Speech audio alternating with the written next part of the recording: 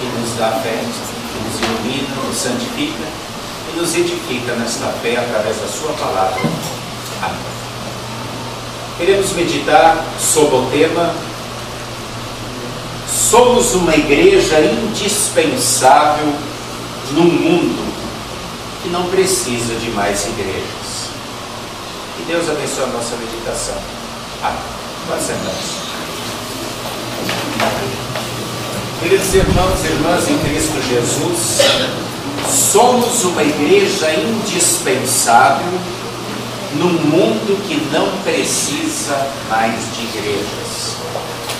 Essas palavras foram ditas pelo presidente Erwin Koperek há 4 anos atrás, quando ele passou aqui no Rio de Janeiro. Eu achei essas palavras muito bem colocadas, com uma verdade muito profunda.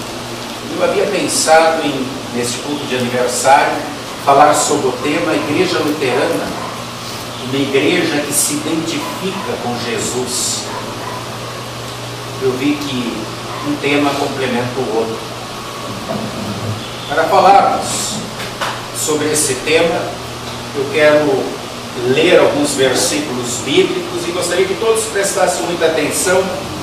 Eu selecionei esses versículos bíblicos numa ordem cronológica de sentido, para que todos entendam realmente o sentido daquilo que se está dizendo. Ezequiel, capítulo 18, versículo 20. A alma que pecar, essa morrerá. O filho não levará a iniquidade do pai, nem o pai a iniquidade do filho. Cada um responde por si. Não é por causa da fé da mãe ou do pai que alguém vai se salvar. Como também não é pela falta de fé da mãe ou do pai que o filho vai ser condenado. Na época de Jesus era muito corrente o pensamento que alguém pudesse pagar pelos pecados dos seus pais. Por isso os discípulos perguntaram sobre aquele cego: quem pecou, foi ele ou seus pais? Hoje em algumas igrejas também se fala em maldição hereditária. Isso não é bíblico. Isso não é verdadeiro. Porque a Bíblia diz: a alma que pecar, essa morrerá. Cada um responde por si. João capítulo 1, versículo 16. E o Verbo se fez carne e habitou entre nós, cheio de graça e de verdade. E vimos a sua glória, glória como do unigênito do Pai. O Verbo habitou entre nós, cheio de graça e de verdade, e vimos a sua glória. Graça. Jesus estava entre nós, trazendo o seu perdão, o seu amor, cheio de verdade, porque ele veio cumprir todas as promessas do Antigo Testamento. E ele mostrou que era o Cristo prometido, o Messias prometido de Deus. Quando ressuscitou, os discípulos viram a sua glória. E ele prometeu que aquele que crer também ressuscitará, e estará na glória com ele. Para a alma que pecar, este é o caminho para a salvação. Romanos capítulo 6, versículo 22 e 23, texto que acabamos de ler na igreja. Agora, porém, libertados do pecado, transformados em servos de Deus, tende o vosso fruto para a santificação, e por fim, a vida eterna. Porque o salário do pecado é a morte, mas o dom gratuito de Deus é a vida eterna em Cristo Jesus, nosso Senhor.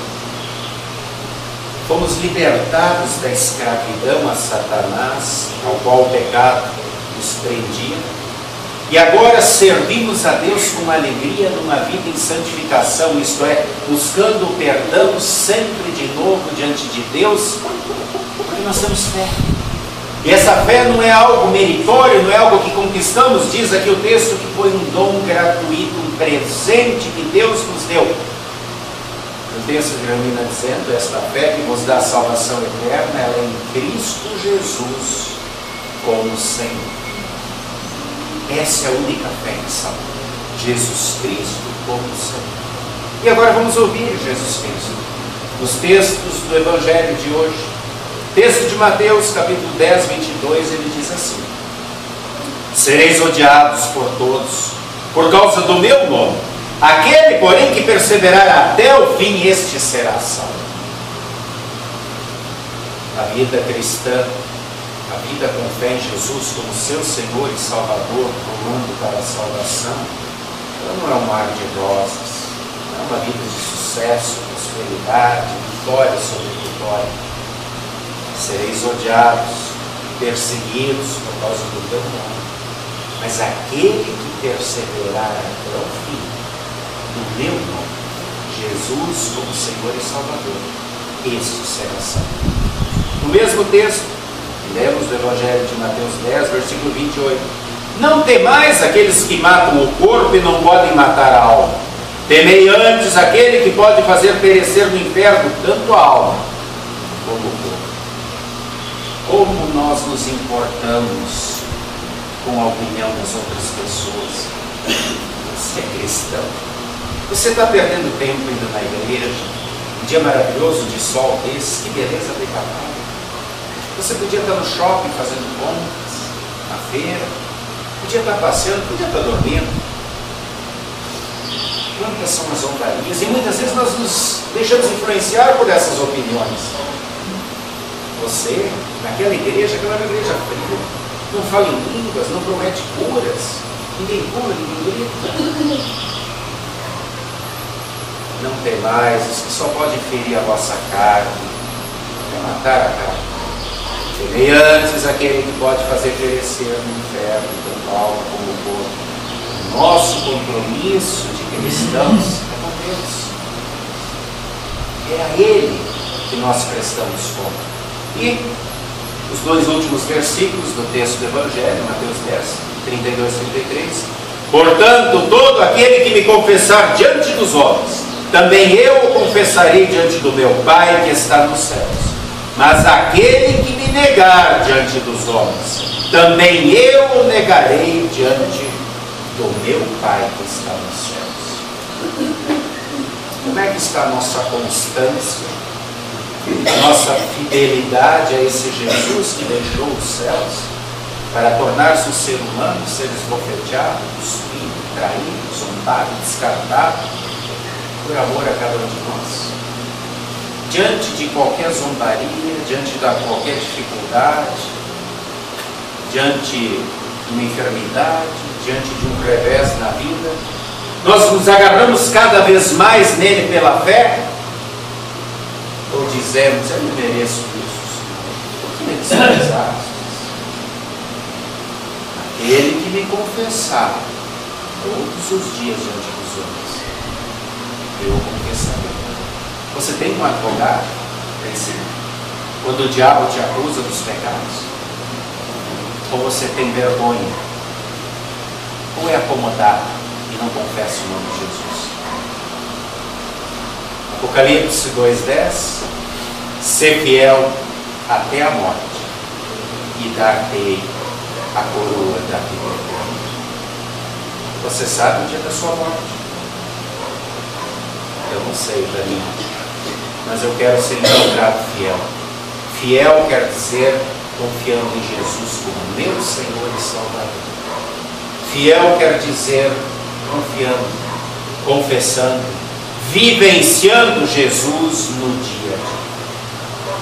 Queridos irmãos e irmãs, lendo esses textos, observando o tema que eu escolhi para hoje, somos uma igreja indispensável no mundo que não precisa de mais igrejas, está cheio de igreja por aí. Nós queremos lembrar e enfatizar que a tarefa da igreja é confessar Jesus, é vivenciar Jesus como o Verbo que se fez carne para morrer por nós, pagando os nossos pecados. Ele é o Verbo, Ele é a palavra de Deus. Diz João que tudo foi feito por meio dele, nada do que existe foi feito sem ele estar presente. Quando o Pai disse, haja luz, haja plantas, haja animais, era o Verbo, era Jesus que estava falando. E logo o texto lá de Gênesis diz que o Espírito do Senhor pairava por sobre as águas, a Trindade estava ali criando todas as coisas. E esse Verbo se torna um ser humano ao nascer de Maria para sofrer e morrer pelos nossos pecados na cruz. Ele que sempre foi Deus, desde a eternidade, agora também assume a natureza humana. Verdadeiro Deus, verdadeiro homem, sem se misturarem, sem se confundirem as duas naturezas, mas sempre presentes. Por isso temos as duas velas acesas, a nossa fé está iluminada em Jesus que morreu na cruz, o verdadeiro homem, o verdadeiro Deus. Precisava ser homem, porque Deus não morre. Precisava ser Deus, porque todo homem tem pecado e Deus não tem. Por isso essa história, dizem por aí que, como Ário falou que Jesus é um ser criado, mentira. Por isso essas histórias que seitas contam por aí, que Jesus é um intermediário, um anjo, mentira. Por isso que essas histórias que dizem por aí, nas filosofias modernas, que Jesus é apenas um grande homem, um grande revolucionário, um espírito de luz, não é isso que a Bíblia ensina. E se Jesus não é verdadeiro homem, verdadeiro Deus, Ele não é Salvador. Se Ele não é Salvador, nós não temos o perdão. E se não temos perdão, estamos perdidos. Isso precisa continuar sendo dito por mim, por ti, pela igreja de Jesus. Uma igreja que é indispensável num mundo onde se fala tanta coisa em nome de Jesus, mas que Ele não falou, que Ele não autorizou e que Ele não ensinou. Queridos irmãos e irmãs, na época da igreja nós estamos vivendo a época do Pentecostes. Há 2 domingos atrás comemoramos o dia do Pentecostes. E quando falamos em Pentecostes, nós lembramos do primeiro Pentecostes.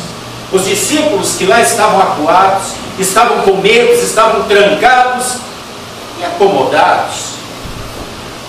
E tinham medo dos judeus que ainda perseguiam, pois estavam em polvorosa com aquela notícia de que Jesus tinha ressuscitado. Com medo dos romanos, que temiam um tumulto, uma sedição. De repente, no dia do Pentecostes, quando o Espírito Santo soprou sobre eles, balançou aquela casa e desceu sobre línguas de fogo, eles que estavam com medo, acuados, acomodados, saíram, falaram, testemunharam, encheram-se de ousadia. O Espírito Santo, naquele momento, num momento único na história, lhes deu o dom de falar em outras línguas que eles não conheciam, outros dialetos. Eles que conheciam apenas o grego, de repente estavam falando o egípcio, o fenício, estavam falando o aramaico, estavam falando o latim, para poderem levar o Evangelho para fora de Jerusalém. Estavam falando o inglês, o alemão, o português, para que o Evangelho chegasse também a nós. E nós hoje somos os cristãos do Pentecostes, porque o Espírito Santo está em nós. Será que às vezes nós também não nos acomodamos? Ficamos com medo de alguma perseguição, zombaria? O texto de hoje falou que o cristão vive as perseguições. Os primeiros cristãos, dos 12 apóstolos, só um não foi assassinado, que foi João. Mas continuaram firmes na fé, receberam a coroa da glória. E nós? Nós aqui no Brasil não temos perigo de sermos assassinados pela nossa fé, por enquanto. Lá fora nós vemos isso o tempo todo. Principalmente agora, estamos acompanhando as notícias nesses últimos tempos na Nigéria, aquelas 300 moças cristãs que foram sequestradas, que estão sendo obrigadas a negar Jesus e dizer que querem seguir Maomé. Estão sendo estupradas.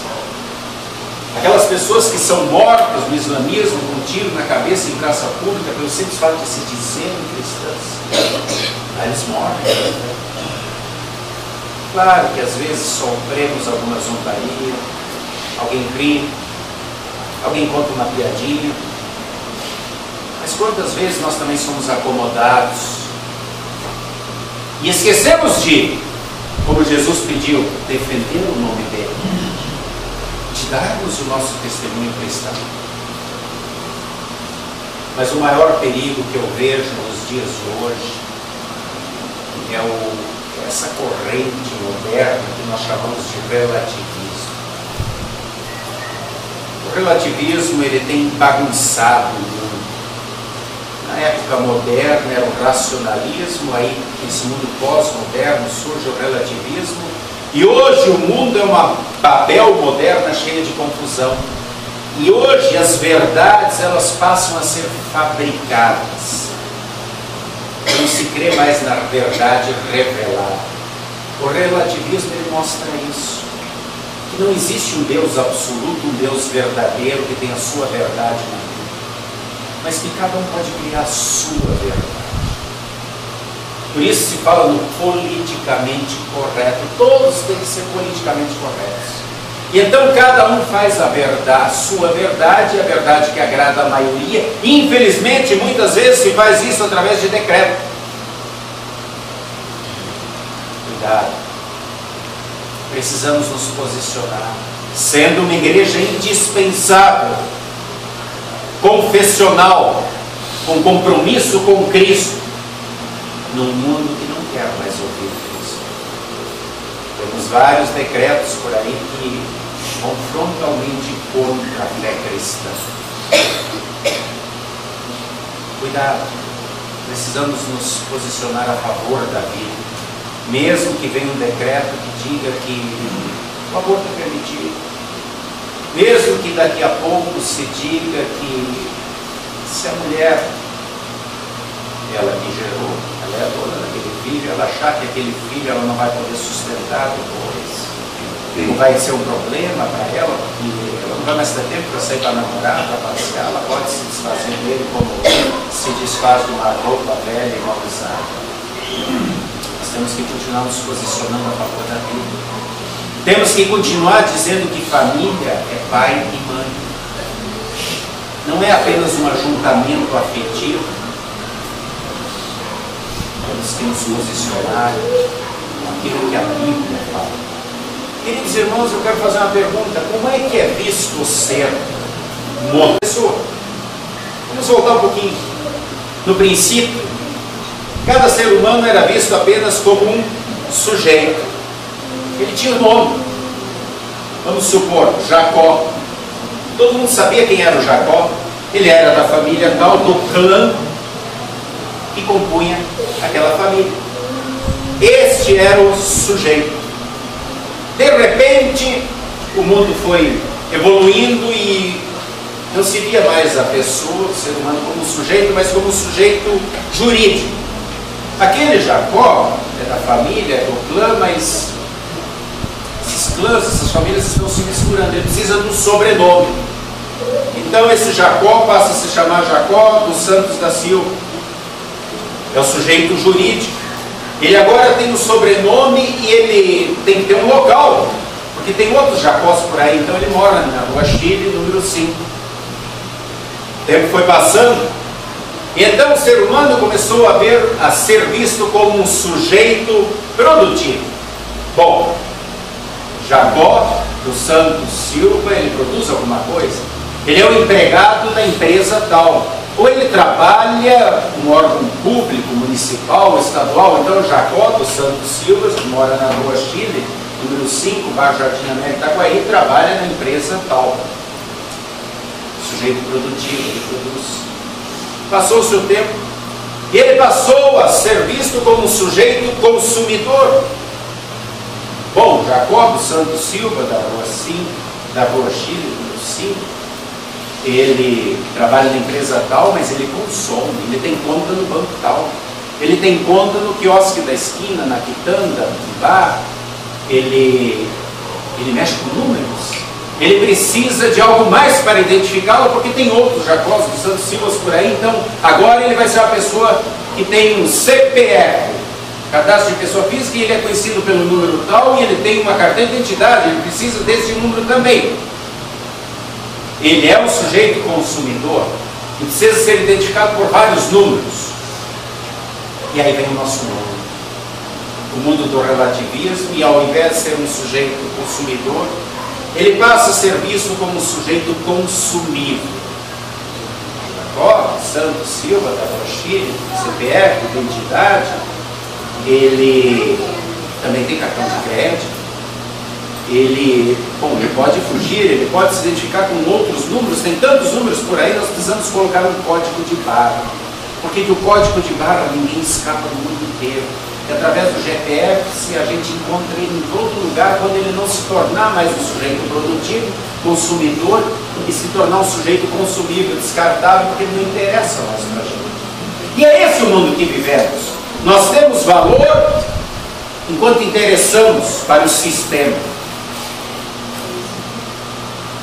Somos consumidos. E de repente, perdemos valor e somos descartados. E o pior de tudo isso é que a igreja vive nesses dias. E a igreja também está se tornando uma igreja consumida. A igreja moderna da Gospelândia se tornou uma igreja consumida. O pastor, ele é um funcionário. Ele não é mais o servo de Deus. Ele é pago, remunerado para fazer o seu serviço. Ou ele é o pastor presidente. Algumas igrejas têm pastor presidente. Ele é o pastor, é o tesoureiro, o secretário. Ele comprou a igreja dele faz o que quer. Não dá satisfação para ninguém. Esse é o nosso mundo. Nós modernos. A família pastoral é a que dá o suporte ministerial.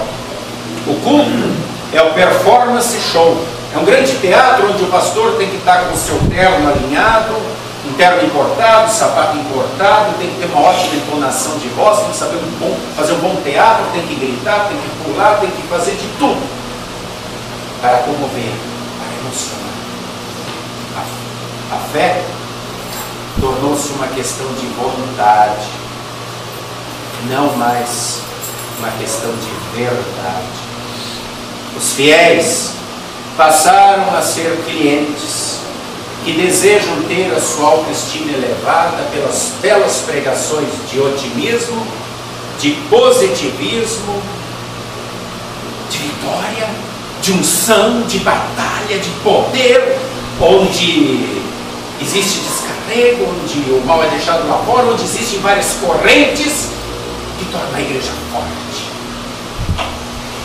Essa é a igreja consumida, a igreja moderna. A ênfase das pregações não está mais na doutrina, mesmo que Paulo o tempo todo diga: tende cuidado com a doutrina que aprendestes. A ênfase não está mais nas doutrinas, mas na experiência, nas sensações que a vida cristã proporciona, e cada um quer dar o seu testemunho.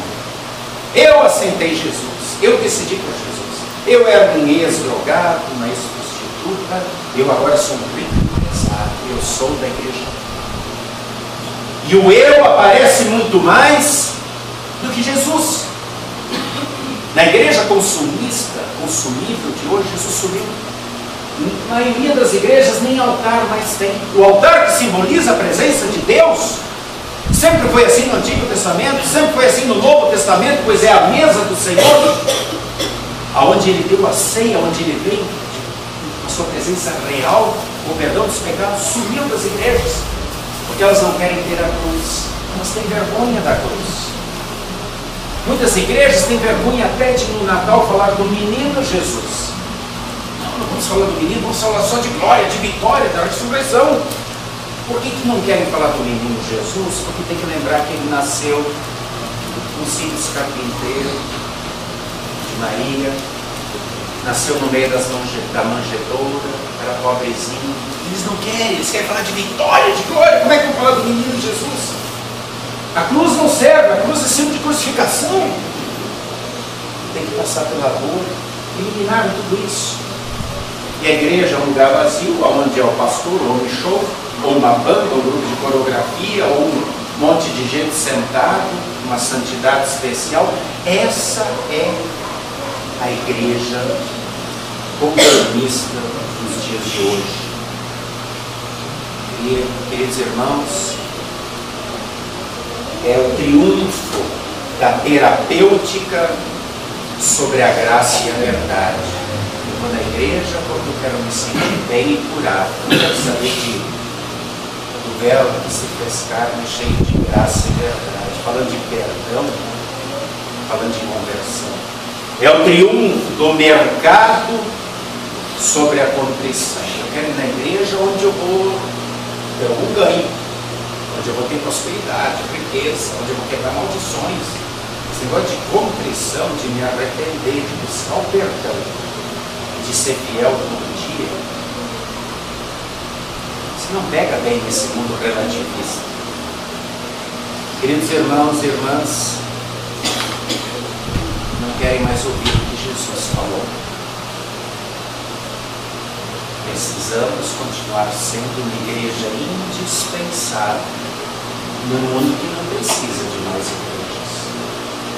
O desafio está claro: continuar pregando o Cristo crucificado, aquele que se esvaziou da sua glória para tornar-se um homem igual a mim, igual a ti, para sofrer pelos nossos pecados na cruz, ser rejeitado, descartado, humilhado, morrer e ressuscitar, para então sim nos dar a glória. Mas Ele que passou por tudo isso, e é por isso que apontamos para a cruz, agora pode dizer para mim, para ti, para cada um de nós, quando estamos sofrendo, quando estamos desempregados, quando estamos doentes, quando estamos abandonados, quando nos sentimos sozinhos, quando nos sentimos não compreendidos, Ele pode dizer: eu já passei por isso, já passei por tudo isso e muito mais. Eu ainda, por amor a ti, eu morri na cruz. Vem, pega na minha mão, vamos andar junto um passo de cada vez. Eu vou te mostrar o caminho, a verdade que leva para a vida eterna. Não solte da minha mão, ouça o que eu falo, fica firme nas palavras que eu tenho a te dizer. Infelizmente, o mundo de hoje, como Paulo alertou a Timóteo, se enche de falsos pregadores com suas pregações que causam coceira no ouvido, quer dizer, que agradam, que o mundo quer ouvir. E aquele que se disfarça em anjo da luz consegue seduzir a muitos e desviar a muitos para o caminho longe da glória. Queridos irmãos e irmãs, hoje estamos relembrando 110 anos da Igreja Evangélica Luterana do Brasil, neste país. Estamos lembrando os 46 anos da Igreja Evangélica Luterana aqui no Itaguaí. Estamos muito alegres e muito felizes. E então lembramos da reforma feita por Martinho Lutero em 1517. E então lembramos por que somos uma igreja indispensável. Porque a nossa confessionalidade, ela mantém a identificação com Jesus, e precisa sempre de novo ser assim. Na reforma, Lutero novamente disse que a base da vida cristã é só Jesus, verdadeiro Senhor e Salvador.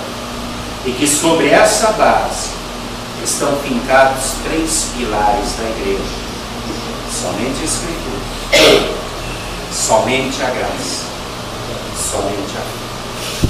E isso precisa ser dito sempre de novo nesse mundo pós-moderno e relativista. Somente a Escritura é a palavra de Deus, que não contém erro. Porque cada vez mais aparecem pessoas correndo atrás de visões, de revelações proféticas, de pessoas que sabem muito mais do que o que Jesus falou. Somente pela graça. É presente, é dom gratuito. Nós acabamos de ler no texto. Não é uma conquista. Não é o eu que tenho que aparecer com o meu testemunho, é o Ele que tem que aparecer. Porque é um presente, é Ele quem me aceitou. É Ele quem me chamou e me libertou do império das trevas para onde eu estava indo, para o inferno. Com sua morte e sua ressurreição. E isso é dom gratuito, é um presente de Deus. Somente pela fé. Cada vez mais devemos mostrar que é a fé em Jesus que salva. Marcos 16 é claro. Jesus disse: quem crê que for batizado será salvo, quem não crer será condenado. É simples assim. O que crê é salvo, o que não crê é condenado, o que se condena alguém é a falta de fé. Cada vez mais hoje existem pessoas que querem se prender ou prender os outros num legalismo extremo, aonde diz você não pode isso, não pode aquilo, não pode aquilo, não pode aquilo, e as pessoas são presas, achando que pelo não pode ou tem que fazer isso, estarão salvas ou condenadas, enquanto que Jesus diz, crer ou não crer. E novamente se ressuscitam os fariseus. O farisaísmo está em moda. Lembra do fariseu batendo no peito na hora da oração? Graças te dou, Senhor, porque eu jejuo 2 vezes por semana, eu dou o dízimo do que eu ganho, eu faço oração. Eu não sou aquele publicano lá atrás, aquele pecadorzinho lá, não. Claro que as palavras são diferentes. Graças, Senhor Deus, porque eu não bebo, eu não fumo, eu não visto esse tipo de roupa, eu não uso tatuagem, eu não uso piercing, eu não sou que nem aqueles que fazem isso. E a palavra de Jesus continua sendo a mesma. Aquele voltou justificado para casa, perdoado, esse não. A verdade precisa continuar sendo pregada como ela está na Escritura, como Jesus falou.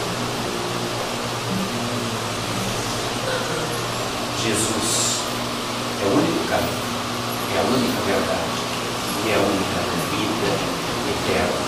Sem Ele não há salvação.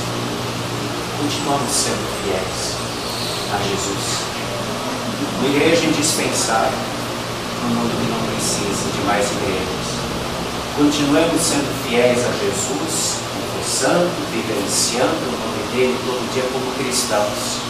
Ali onde Ele nos colocou, na nossa casa, no trabalho, na escola, na rua. Porque lá fora todos são vistos apenas pelo código de barra, produto consumido. Quando não serve mais para o sistema descartado. Mas Deus continua olhando para cada um de nós e dizendo, uma alma vale mais do que o mundo inteiro. E a prova disso é que eu mandei o meu filho para morrer, para dar a sua vida por cada uma destas almas. E Ele não nos chama pelo código de barras, nem pelo monte de números. Ele olha para cada um de nós, olha na palma da mão dele onde está o nosso nome, e Ele, lendo o nosso nome, diz, perdoado, você é meu filho.